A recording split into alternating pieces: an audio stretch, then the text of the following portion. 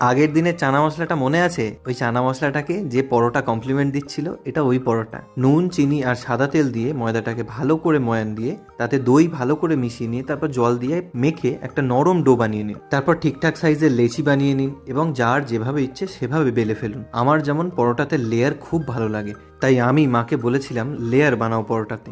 বেশি খাটাখাটনি যদি না পোষায় তাহলে একটু বড় করে মোটা করে বেলে ভেজে নিতে পারেন। প্রথমে চাটু বা ননস্টিক প্যানে দিয়ে হালকা সেঁকে নেবেন, তারপরে তেলটা দেবেন।